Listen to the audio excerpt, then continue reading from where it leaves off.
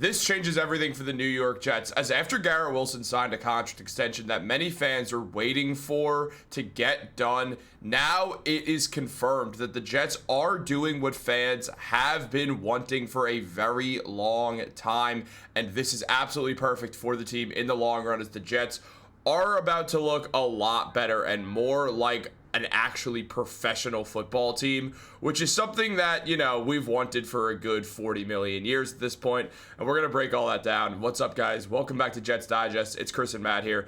We're going to jump right into things as always. If you guys are part of that 60% that's not subscribed to Jets Digest, make sure to subscribe for daily New York Jets updates. We got videos like this and much more coming out every single day. You do not want to miss out on all the great Jets content, but let's jump into it. There's a lot to go over on the Jets, as Garrett Wilson recently signed a contract extension with the New York Jets that is keeping him around until 2030. Now, it is an average annual value of $32.5 million, which is a lot of money. However, as time goes on, that contract will look better and better with the increase of the salary cap. And by the time Wilson's done with that deal, he'll probably be somewhere in the 10 range of highest paid wide receiver, if not a little bit lower than that even. So right now, it's going to look good in the long run, and even now it looks good just because the Jets get to keep their franchise player around for the foreseeable future. He wants to be part of this Jets team that makes their comeback, and, well, the New York Jets are actually trying to build things the right way now, and Rich Cimini highlighted that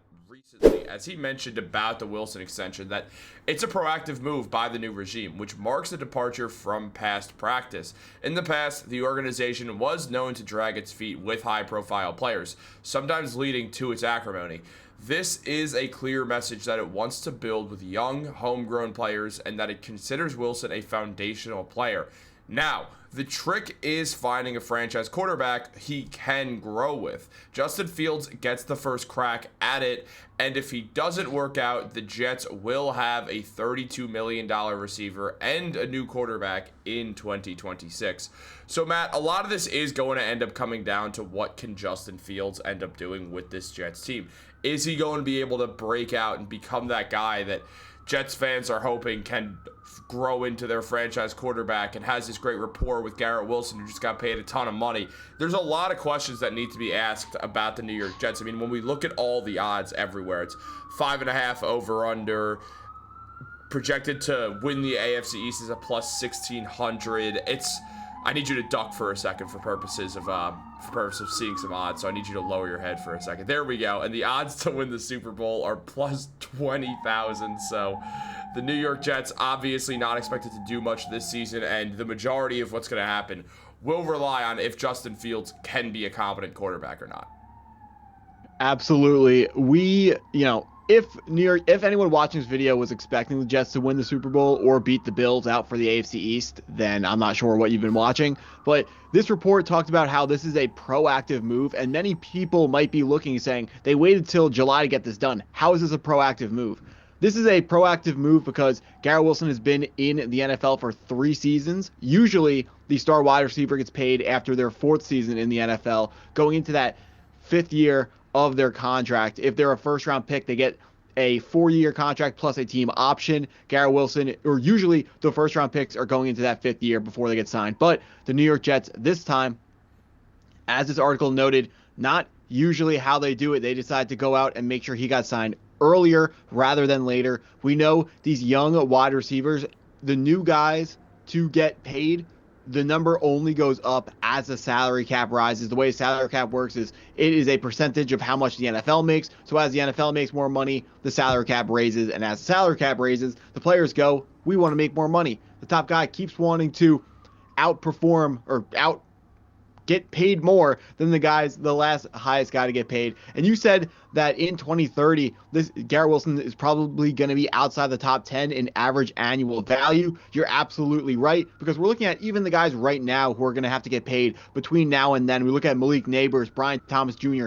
maybe even Ladd McConkey might get paid more. These guys, their contracts in 3 years, guys like that are going to get more money than Garrett Wilson, and we are going to be able to feel very good about Garrett Wilson's contract, or he might play even better than he's playing right now, and he gets his contract reworked in a way that gives him more annual average value. But that would also be a good situation for us because that means he's playing well and earning the contract that he is getting in the coming years, and that I'm sure we would feel happy and feel comfortable upgrading his contract should he play up to his contract or even over his contract. It all comes down to, like you said, can we find a quarterback for him to grow with? It might be Justin Fields. He's going to get the first shot, like you said. He's on that 2-year contract. That is pretty much a 1-year contract. They can cut him and they're not going to get hit too hard next season in guarantees if he plays poorly.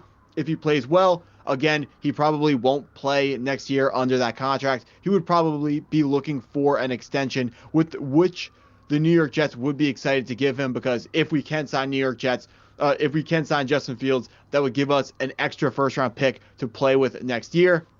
How you build a competent team, you can't have everyone on veteran contracts. The salary cap isn't high enough for that. You got to draft well so you can have young rookies on those smaller contracts, and then, go to free agency and get some guys on bargain contracts. That's the hardest part.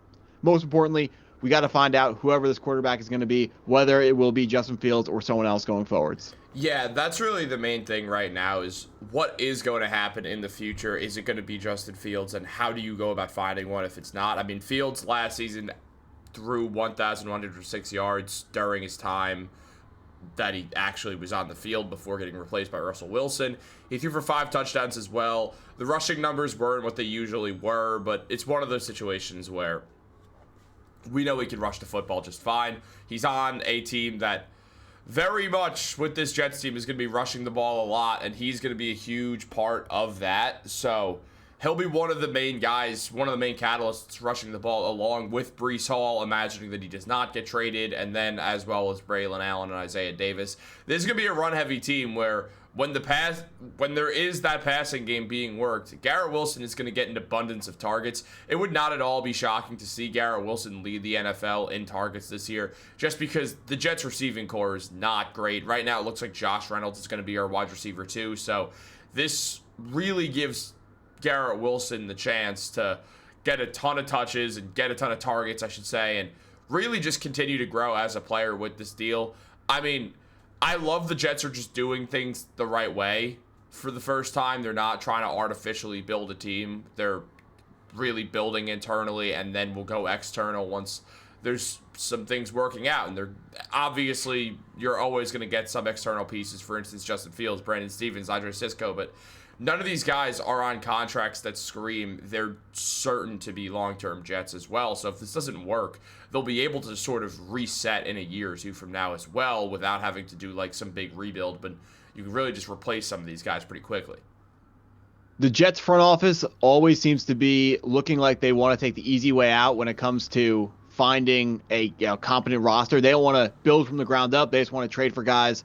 And I don't want to say has-beens, because a lot of the times they're trading for guys who look like they're going to be very good, trading for Tremaine Johnson, trading for Aaron Rodgers, and then they just don't work out. But it's time for the New York Jets, starting with, even the preseason or week 1, they need to completely rework the way everything does. Just like you said, this is going to be a completely different regime. Aaron Glenn has to be a better coach. All that we need to see for this to be a winning season is we got to figure out if Aaron Glenn can coach. He's a first-time head coach, so it's not a guarantee yet. Everything he's saying in the press, absolutely love the way that he's handling the New York media. He seems to me like a guy who absolutely is not going to be fazed by anything that anyone says about him or to him. It's all about how people feel about him, and he is going to be changing a lot of minds about the New York Jets. We got the coaching needs to get better, which I believe it will.